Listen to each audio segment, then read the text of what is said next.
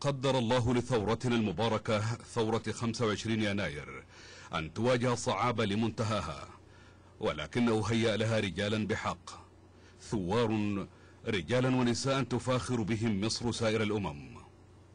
أيها الثوار الأحرار، سيروا على درب ثورتكم السلمية البيضاء بثبات كالجبال وبعزائم كالرعود، فثورتكم منصورة في القريب العاجل، هذا يقيني في الله.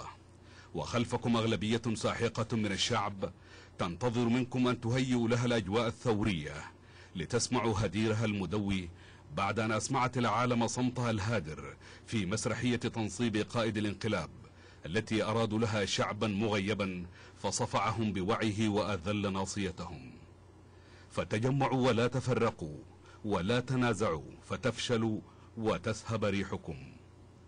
الله يشهد أني لم آلو جهدا أو أدخر وسعا في مقاومة الفساد والإجرام بالقانون مرة وبالإجراءات الثورية مرات، فأصبت وأخطأت، ولكني لم أخن فيكم أمانتي ولن أفعل، ولقد بذلت سنين عمري في مواجهة إجرامهم، وسأبقى كذلك ما دام في عمري بقية.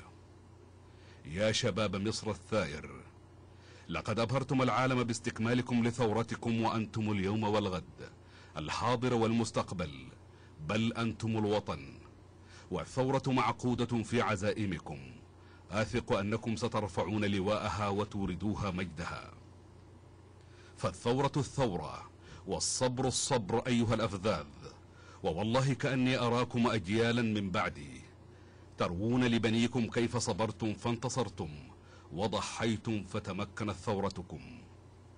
إن كل الشعوب الحرة لم تحترف بهذا النظام الانقلابي المجرم بسبب استمرار ثورة المصريين وتمسكهم بسلميتها المبدعة، ولن يحترف حر في العالم كله بما بني على هذا الباطل من أباطيل.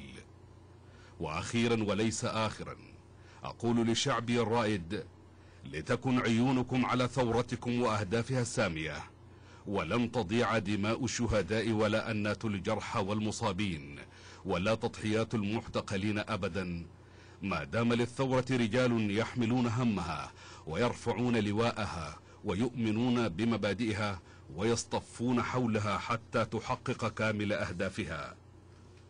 أعلم أن الطريق صعبة، لكن أؤمن بأصالة معادنكم وعدالة قضيتكم، وأثق في نصر الله عز وجل لكم. بارككم الله لوطنكم وأمتكم، ودمتم ثائرين. محمد مرسي، رئيس جمهورية مصر العربية. الدكتور